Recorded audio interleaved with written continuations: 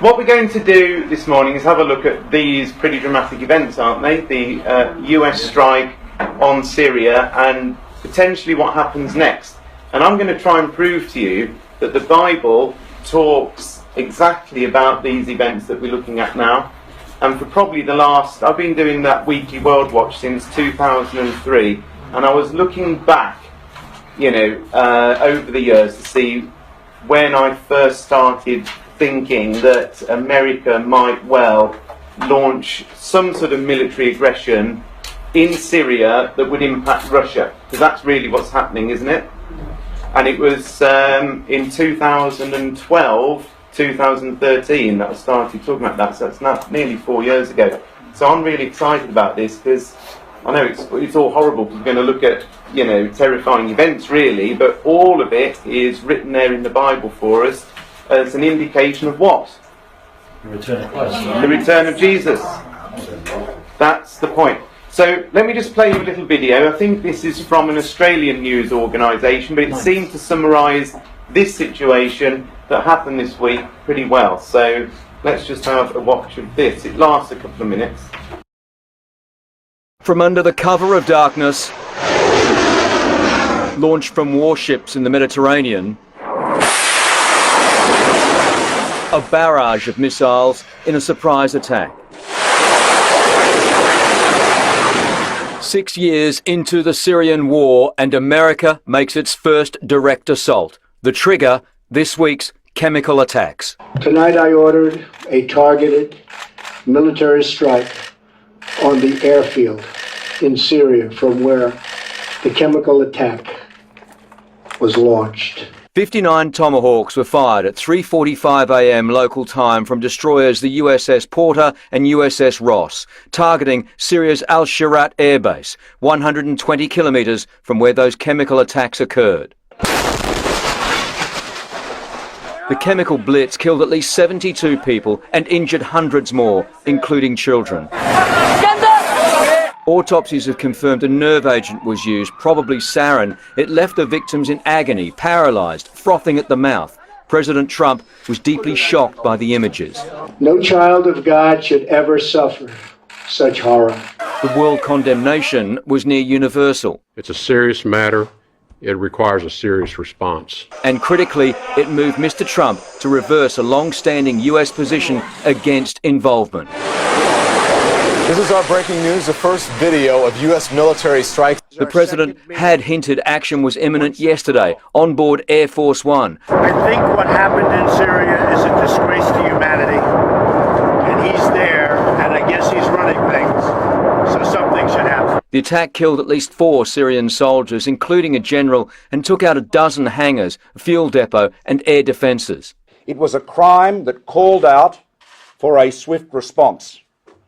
And today the United States has responded. The Tomahawk cruise missiles, almost 3 metres long, fly low at 1,000 kilometres an hour, cost $750,000 each. They are the US weapon of choice to attack from safe distances. But there are grave implications now for Allied military in and over Syria. Right, and later on we're going to have a look at the end of that news clip, because it then starts talking about the implications of what is now happening in Syria with regards to, well, which nation do you think they start focusing on? Who's mainly impacted? Russia. Okay. So we're going to have a think about these events. We're going to have a think about it from a Russia-America point of view. Where does it say in the Bible about these things? Well, let me ask you. Where does it say in the Bible about Russia? Ezekiel is a good answer. Ezekiel 38 is even more accurate answer. You see, you move from father-in-law to son. There we are. Even more accurate. So we're going to have a look at Ezekiel 38. So let's just have a quick look at Ezekiel 38. I know we've looked at it many times, but I'm just going to try and quickly piece a few things together.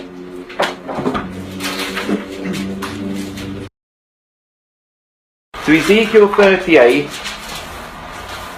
it's a really key chapter because it talks about the time when a large nation, which I'm going to show you in a second is definitely Russia, comes all the way down with a massive army and with other nations as well, and descends into which country?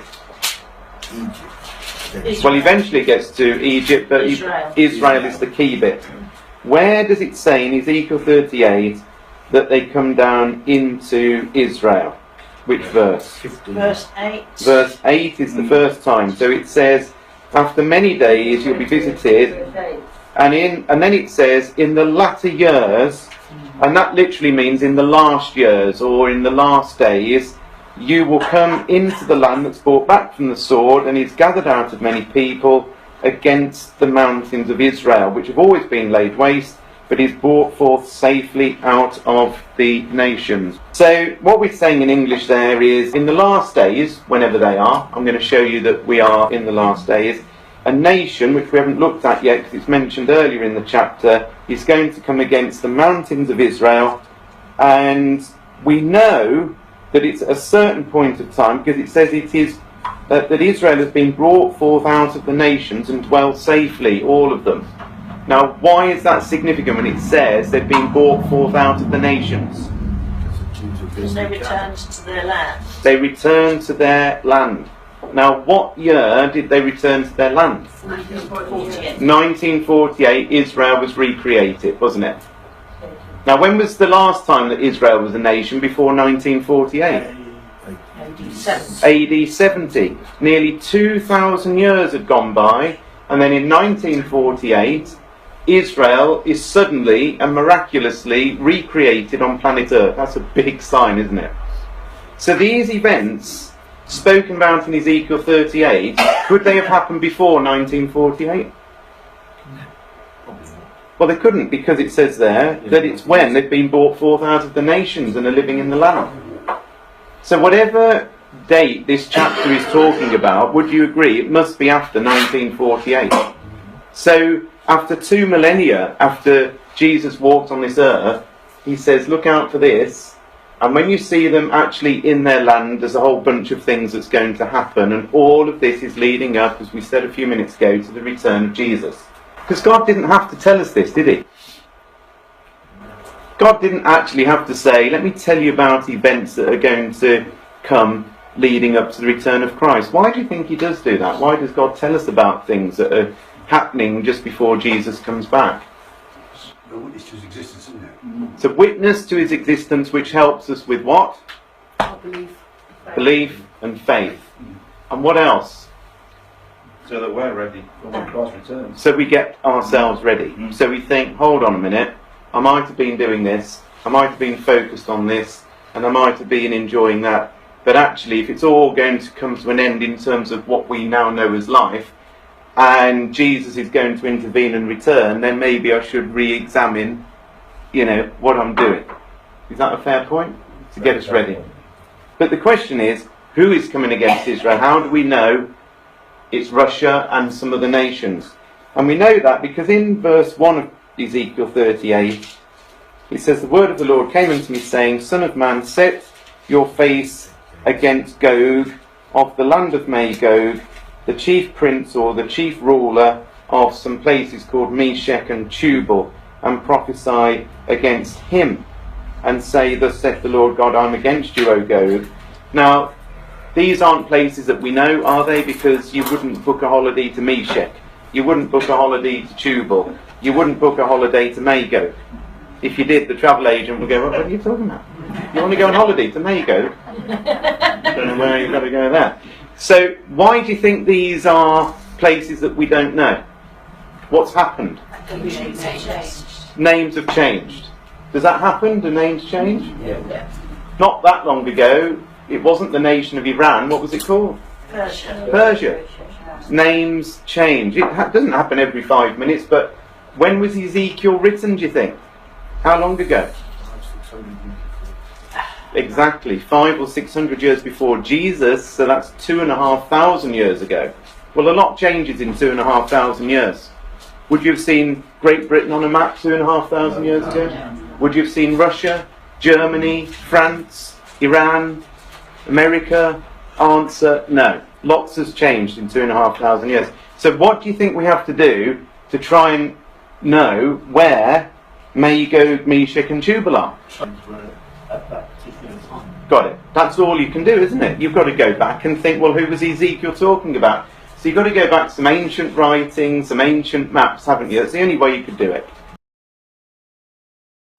And so when you do that, you come up with things like this. So you go. This is an ancient historian called Josephus that some of you may have heard of. He was living at the time of Jesus. He wasn't a Christian or anything like that, but he was an historian that many people recognise as being a well-respected and sort of unbiased person at that point, that wrote about many different events really that were concerning Israel. He lived in Israel, but he was an historian. Anyway, look what he says about Magog, because that's first place on the list. It says, Magog founded those that from him were called the Magogites, but who are by the Greeks called the Scythians.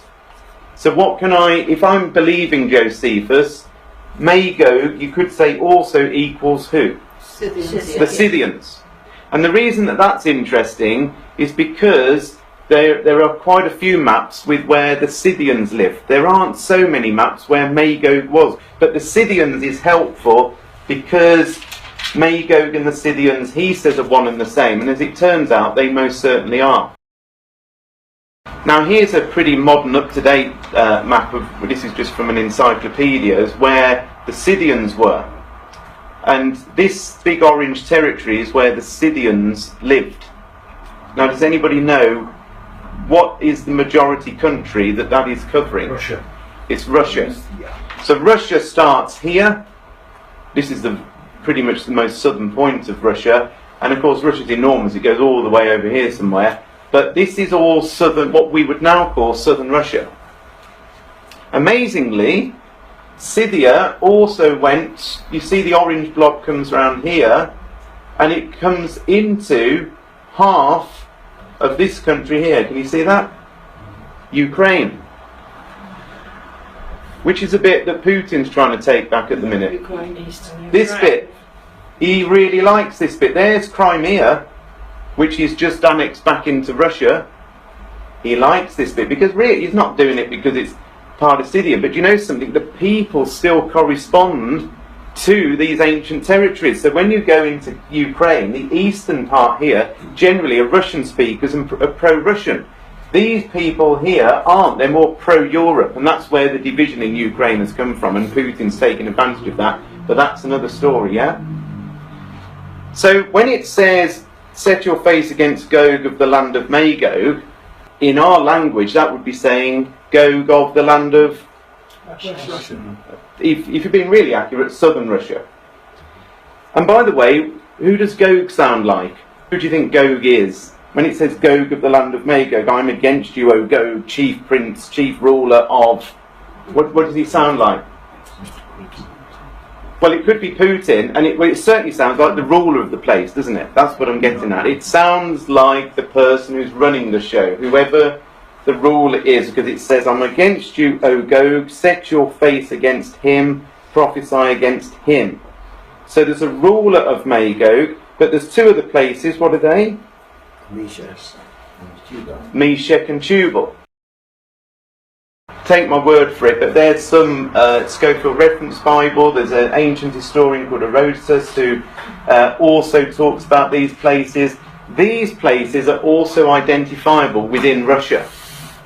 So Meshach is identifiable actually around the area that we now know as Moscow, and in fact they say that Meshach and Moscow are in effect derived from each other. So the reason that we now have Moscow as the capital is because it was in the area of Meshach, and that's the you can see there's almost a link between the words there, and there is in the Hebrew. And Tubal is this area out in the east of Russia, where the modern area would be called Tobolsk. And again, you can see there's a sort of link there. What God is saying is, look, there are three areas: there's Magog, Meshach, and Tubal. And the whole lot of it is describing what we would now call as the entire territory of Russia. In fact, when I looked at it, if God wanted to say modern-day Russia, there were no three other nations that he could have picked out to describe Russia in its entirety, which is pretty amazing. Because even if you just left it as Magog, you could say, well, is it to do with the whole of Russia when they're up here now? But he picked out all these 3 places, and it then encompasses the whole nation, which is pretty amazing.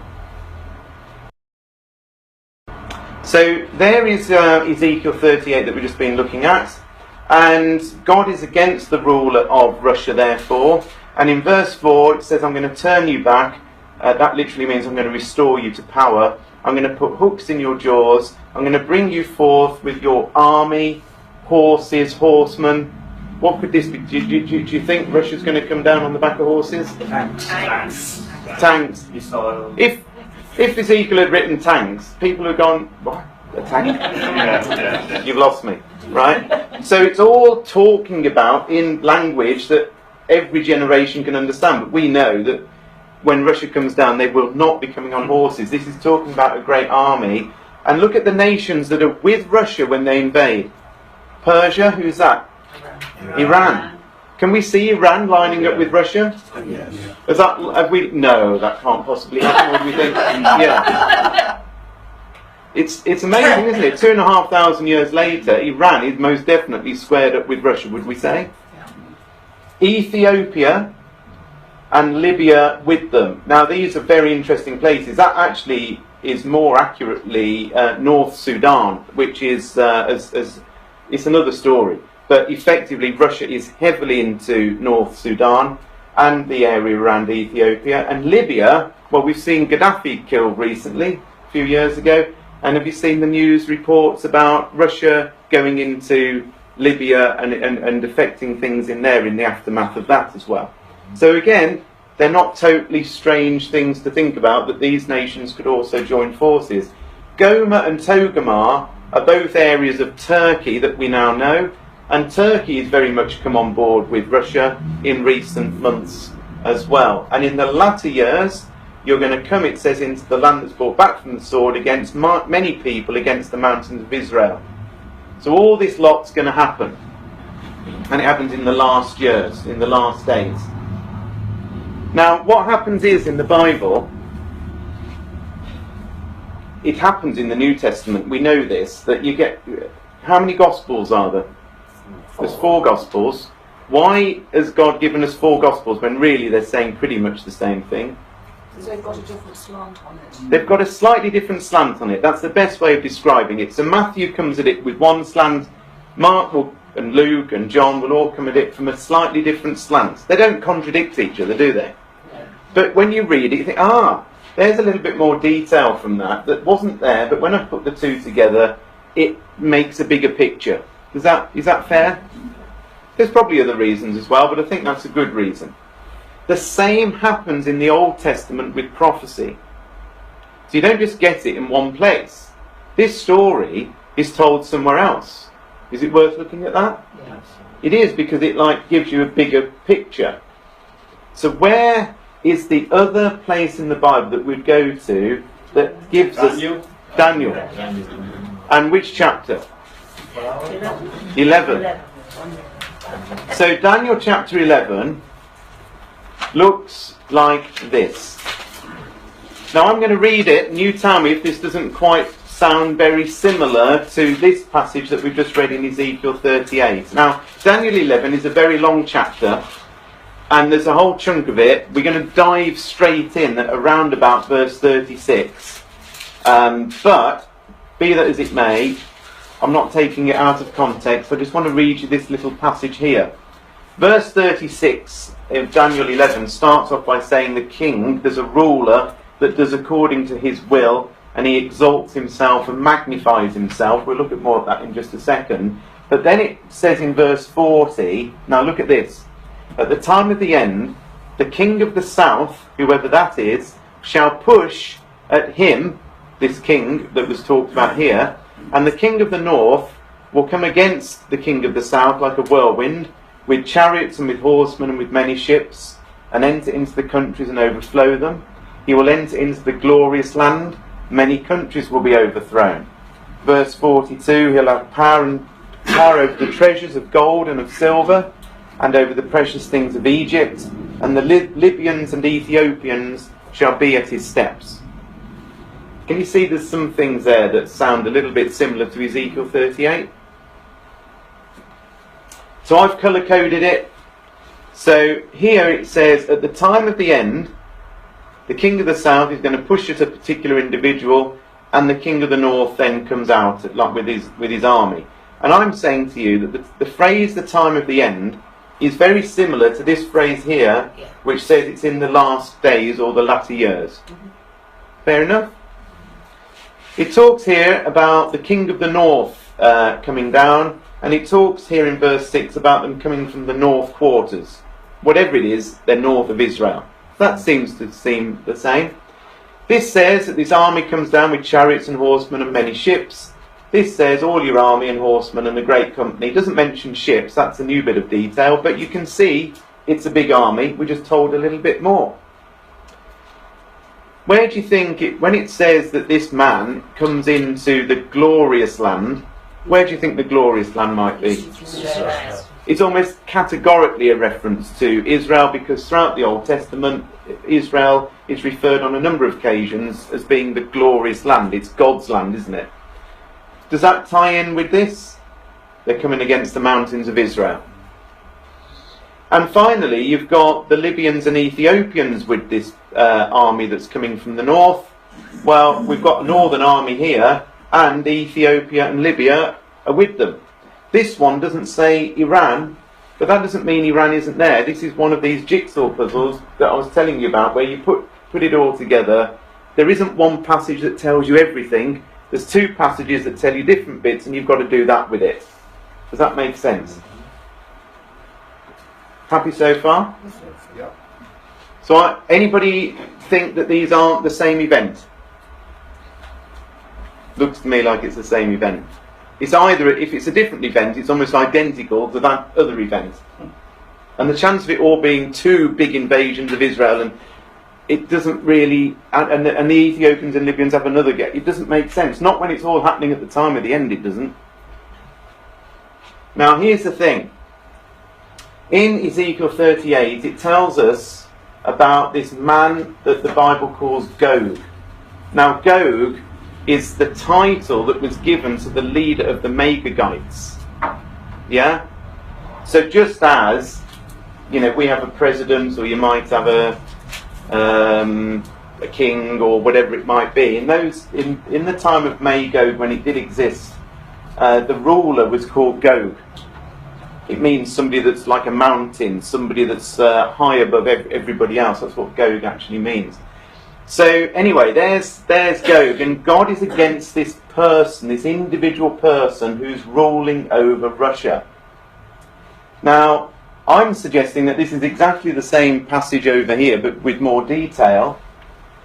And I'm going to prove to you in just 2 seconds that the king that's spoken about here in verse 36 to 39, that is all magnified and puffed up, that at the time of the end the king of the south pushes at, because you notice it says at the time of the end the king of the south shall push at him. Who is the him? Gog. It's got to be Gog. It's got to be this king of verse 36 to 39. This is an individual human being on planet Earth that exists at the time of the end. It doesn't say he pushes at a nation, it says at an individual man. And God says, I'll tell you all about this man. And the man that God tells us all about is the same man that he's mentioned here in the verses. That you see how it all lines up. There's Gog, there's Gog. There's time of the end, there's latter years, and so on and so forth. So there's an individual person. So we're going to have a look now, because amazingly God has given us a lot of details about this man that exists at the time of the end. Here he is. This is in a modern version, because I think it's just helpful when you're decoding it all. So this is what this man who lives at the time of the end, this is all the info we know about him in this chapter. In fact, there is another chapter in Daniel that we could look at that gives us even more information, but this is enough to be going on with. This is what God says, and he says to us, we better look out for this man. The king will do as he pleases, exalting himself and claiming to be greater than every god, even blaspheming the God of gods.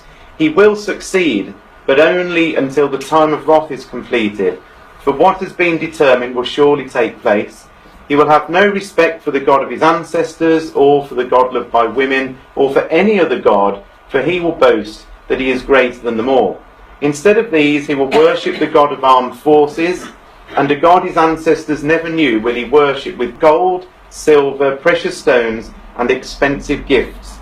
He will work in the strongest fortress. He will honour those who submit to him, appointing them to positions of authority and dividing the land among them as their reward. Then, at the time of the end, the king of the south will provoke him. The authorised version says push at him. Then the king of the north will storm out with chariots and a vast navy. So we're given quite a lot of detail about somebody that's existing at the time of the end, and I'm saying that this is the Russian leader. So I'm going to pull out all these phrases and put them next to the current Russian leader, and let's see how we get on. Alright? So the first thing that we're told is that this is a man that exalts himself. Right? Now, I would say there aren't many other leaders that have got their own calendar and that are doing this type of thing and promoting themselves in this way. I never saw Cameron doing this. No. I did see him with some shorts on Bournemouth Beach once, but he wasn't running around with an AK-47 and jumping out of planes and doing all this sort of stuff. Neither did David Cameron or Theresa May, or in fact any other world leader that I know of at the moment, have their own youth camp. So this is a youth group. It's a shadowy movement really within Russia, where young people come in and are indoctrinated to worship Vladimir Putin. They're called, believe it or not, the Narshis, which is got a few overtones of goodness knows what else. But this is pretty amazing stuff. You know, these are young people being trained to follow this man, and this isn't just a few people. There are thousands and thousands of young people going through these boot training camps. All about that's a picture of him on all their t-shirts. That's his face on their t-shirts. And Narshi means ours. So when they've got a picture of Putin's face, Narshi underneath in Russian, which literally means ours, is saying he's ours. You know, we are his. This was a panorama program last year, and they were focusing in on Putin. Now, Panorama, you might like it, you might not, but I think it's probably a pretty good investigative, journalistic BBC programme. Pretty well respected and known around the world. This is what they say about Putin.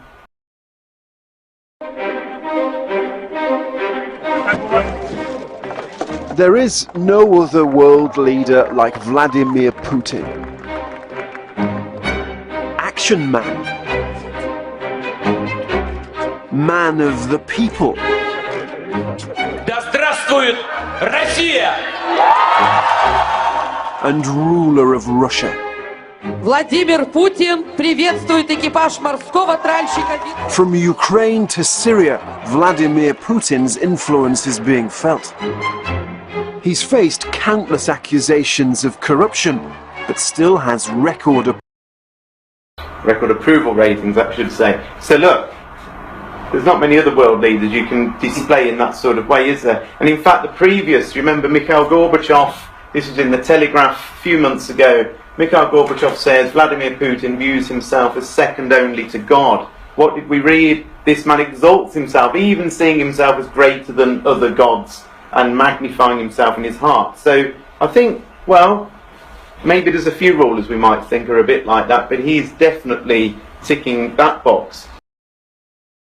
It also says he worships the God of armed forces, and there's no shadow of a doubt that who can dispute that Putin has not worshipped the God of armed forces. He literally has thrown so much extra money into the Russian army, it's taken it from a pretty useless place into a mean, lean fighting machine. I mean, he's managed to blow the minds of military analysts in the way that he's managed to conduct thousands of miles away pretty intense operations in Syria on a daily basis. They had no idea Russia was really capable of that, because you've got to get the supply lines through, you've got to keep the infrastructure going, and he has single-handedly turned it around.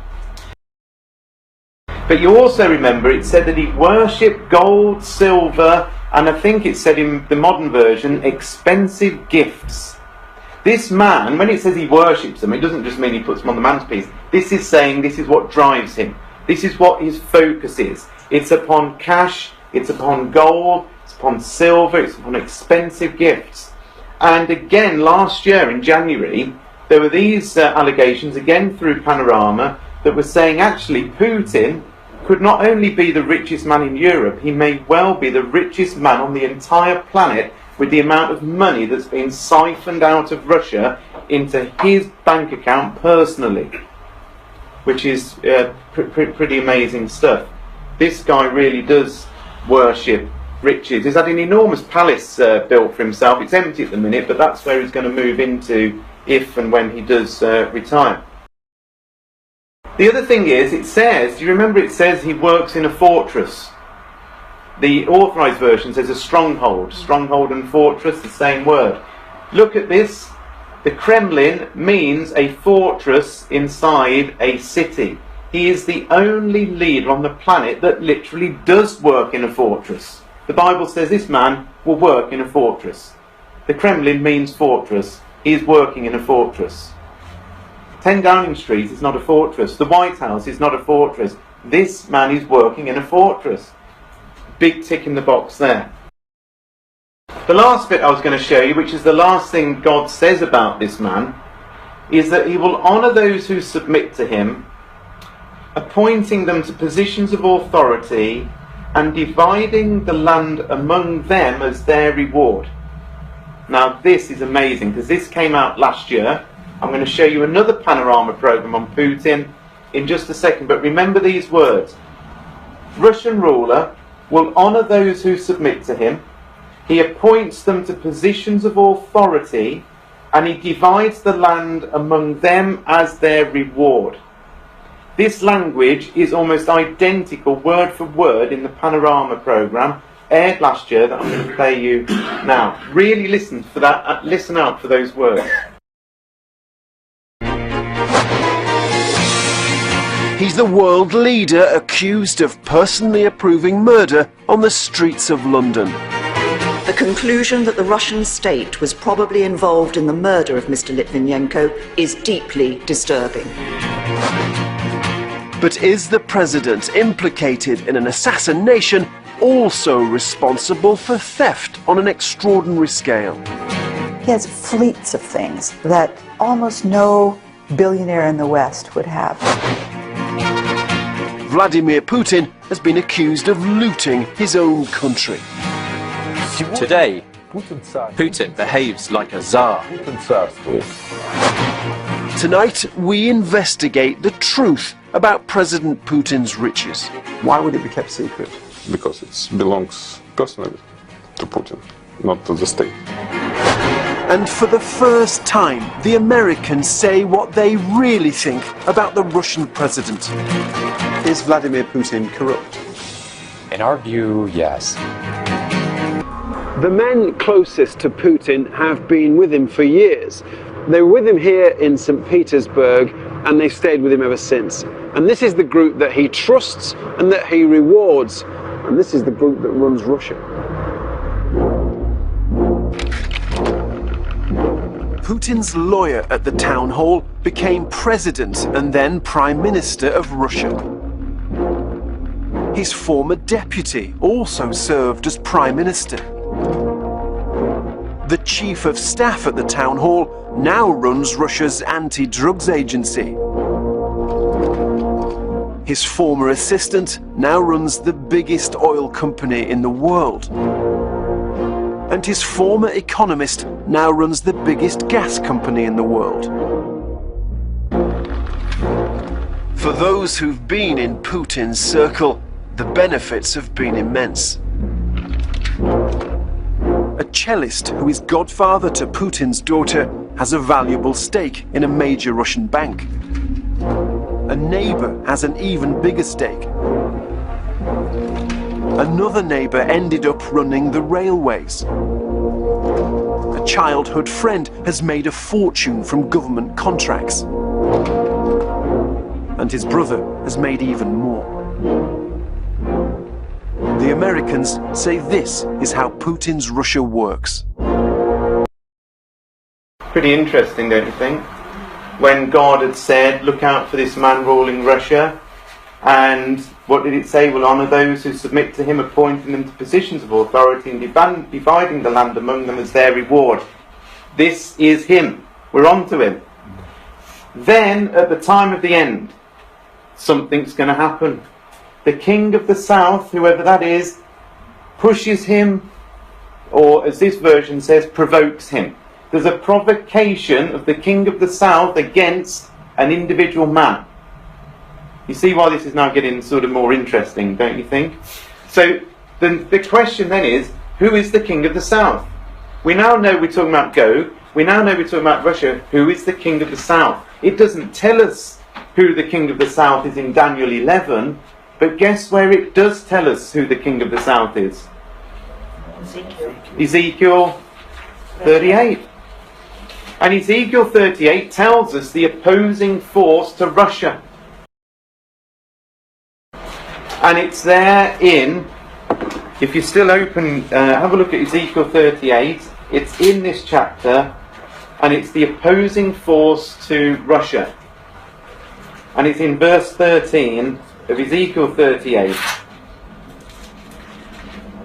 And it says in Ezekiel 38, verse 13, Sheba and Dedan and the merchants of Tarshish, with all the young lions, will say to you, Gog, art thou come to take a spoil?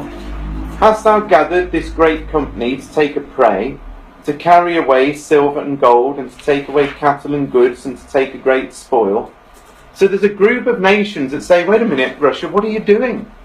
Why are you invading Israel? What on earth is happening? And the nations that are listed out there are Sheba, Dedan, merchants of Tarshish, and young lions.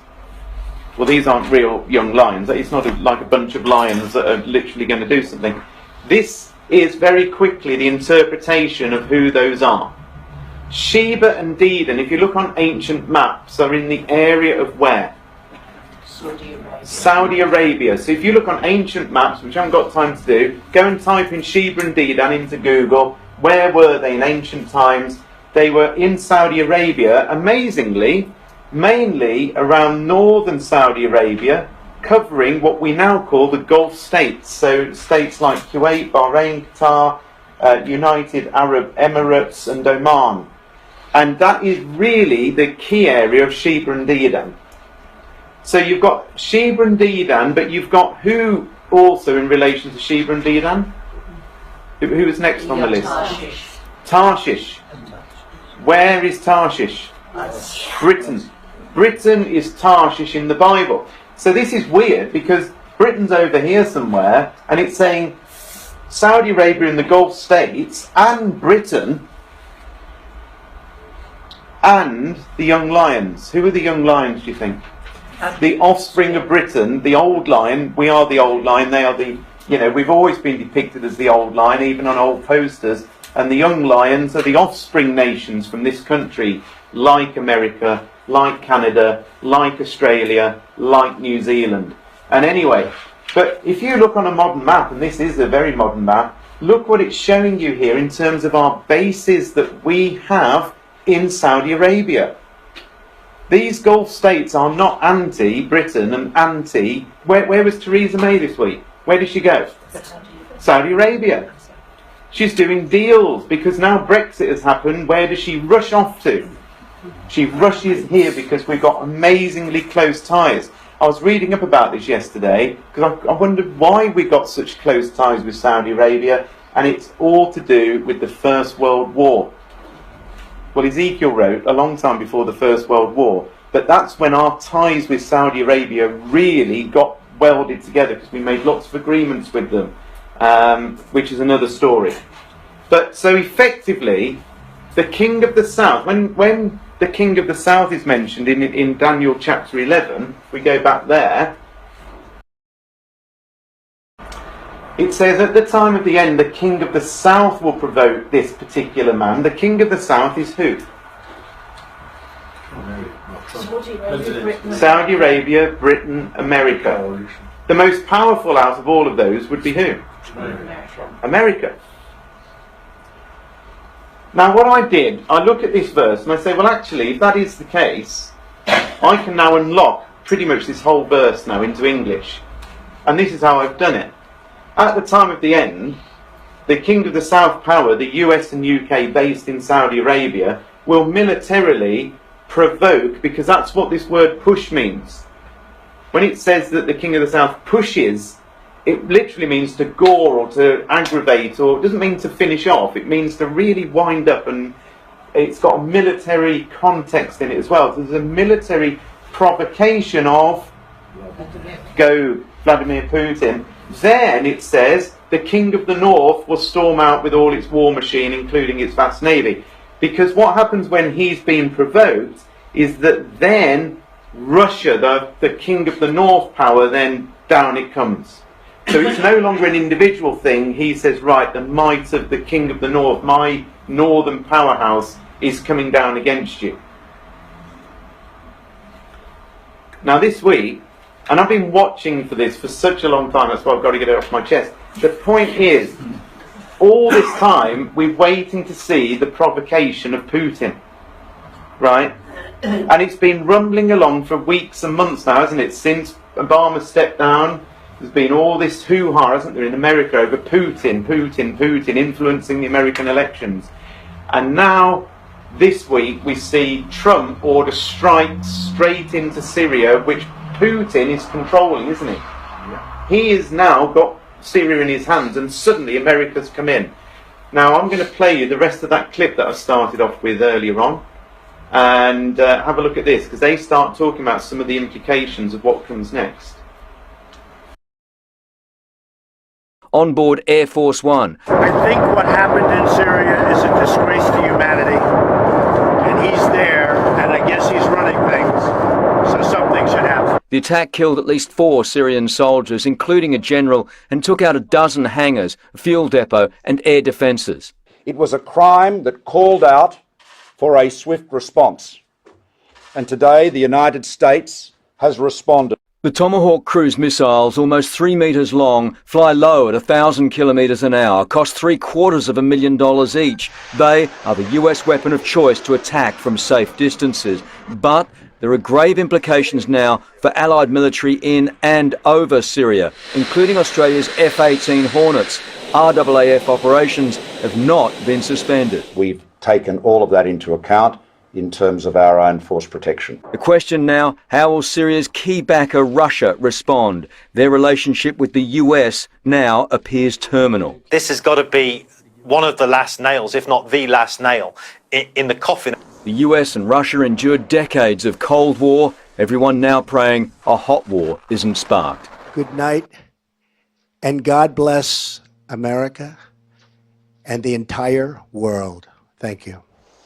Donald Trump has just intervened in the most complex civil war on the planet. There's no talk of a full-scale ground war. He's repeatedly rejected that, but there will be fallout. Already, the Kremlin has called for an urgent UN Security Council meeting. It has condemned this action as an act of aggression. Russia has bases, personnel and jets on the ground in Syria. Also on the ground there, hundreds of American troops. Today's strike on the Syrian airbase could trigger retaliation on them. Russia said this morning that we are within an inch of war with America. And in fact, Boris Johnson, this was literally this morning, Boris Johnson, who of course is our Foreign Secretary, this was the headline. It says, Boris Johnson to spearhead diplomatic drive to get Russian forces out of Syria. This is going to get on really well, isn't it, with Putin? Vladimir Putin will be told to pull troops from Syria and drop support for President Assad in a UK-US plan being spearheaded by Boris Johnson.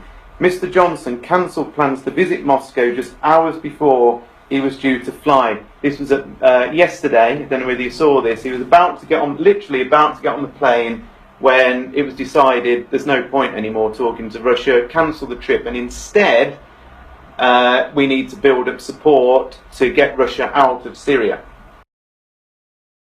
The other interesting thing on this, and this is a weekly World Watch slide that I did yesterday, world response to US strike reflects divide over Syria, and this is abbreviated, but basically Reuters went through all of the different nations and how they line up or not against what America has done. Saudi Arabia, a foreign ministry official praised the courageous decision by America, President Donald Trump. Does that work out? Do we expect Saudi Arabia and America to be on side? Yeah. From Bible, tick. Other Gulf countries, the UAE, which hosts some 4,000 American troops, said the US had its full support and praised Trump's courageous and wise decision. Does that work? Tick. Iran's foreign ministry said that the US strike was dangerous, destructive and violates the principles of international law. Does that work? Exactly, there's Persia. Hezbollah, it's a foolish strike, could lead to a dangerous escalation in the region. Britain, the British government said it was informed in advance about the American missile strikes and firmly supports the American action. Does that work? And NATO also at the moment is supporting that. But you can see just how amazing everybody's lining up very quickly over what's going on there. At some point, this is in verse 10 of Ezekiel 38, it says, "You, Gog, will think an evil thought, and you will say, I will go up to the land of unwalled villages, Israel, to take a spoil and to take a prey." There is absolutely no doubt, at some point or other, this man is coming down into Israel. There's lots of verses in the Bible that talk about it, not only Ezekiel 38, but that's what we've just looked at. And of course, what do Britain and America and Saudi Arabia say when Russia comes down? What's the phrase that they say? Oh, they'll come to take a spoil. Have you come to take a spoil? And it could well be that this is one of the people who says those exact words. What on earth, I didn't realise this was going to happen. What are you doing? Have you come to take a spoil? The very last thing I was just going to show you is that the whole situation in Syria is another prophecy that's running along the side. And in Isaiah 17, it says Damascus is going to be removed from being a city and will become a fallen ruin. That hasn't happened yet. It's going to happen. It also says that northern Israel is going to be destroyed and the royal power of Damascus will end. And so there is something soon going to happen where this man, I believe, will bring Israel into the conflict. And that's when Israel becomes sort of involved in all of this, because it's not really involved at the minute, but it will. And all this hoo-ha with Syria right now, and this tension, is fast approaching a great cataclysmic event that sees the Damascus, which is the oldest continually inhabited city on planet Earth, according to Wikipedia, finally comes to a complete and utter end. That's where these strikes by Trump are going to lead. And wasn't it interesting when he said at the end of his speech, God bless America and the entire world. This isn't just about America and Syria. This isn't just about Russia and us. This is about the entire world could get impacted with these things. And in Isaiah 17, after Syria's total demise, that's when Russia does come down, and it says that they're like a great big roaring sea that comes down. It says the armies of many nations roar like the roaring of the sea, hear the thunder of the mighty forces as they rush forward like the thundering waves. Russia's army, when it comes down, and it's got over 1 million troops and goodness knows how many tanks and aeroplanes, when they come down, it will be looking like that. But as we said at the start, last two slides, at the end of the day, all this is about is one simple thing, and that is God telling us in advance that Jesus is coming back. Get yourself ready, shake your mind free of all the stuff that you're worrying about, because everything's about to change. All nations will be gathered against Jerusalem to battle. That is going to happen. But in that day, somebody's feet are going to stand upon the Mount of Olives. Whose feet do you think are going to touch down on the Mount of Olives? They are the feet of the Lord Jesus Christ, because he will intervene in this cataclysmic, terrifying war that we're fast approaching to. And I tell you something, if he didn't, what would be the outcome? No flesh saved alive on the earth. No flesh saved. The whole lot would finish. And you could imagine that, couldn't you now? Especially with Trump and Putin in power, because they'll both go to the death, wouldn't they? Then none of them will back down. That's why Trump's there. He's not one some... of them knows what he's really doing. Yeah. And look what happens then, and this is the bit that we should remember. When Jesus does come back, the Lord will be king over all the earth. In that day there will be one Lord. There'll be no more utter destruction like we're going to see, but Jerusalem shall be safely inhabited. So even though all this might seem pretty scary, and to some extent it is, even believing in all of this, you can still feel, oh my goodness, the whole world is about to change. However, if we're on side with God, and if He's told us in advance these things are going to happen, and He's doing it so that we're ready for when Christ comes back, we will be taken to be with Him, as we looked at last Monday, and that is our hope. Without God right now, then actually, make the most of it, because there isn't a great deal of time, I do not think, left now for us to, eat, drink and be merry. Because when this thing really does start, everything is going to change.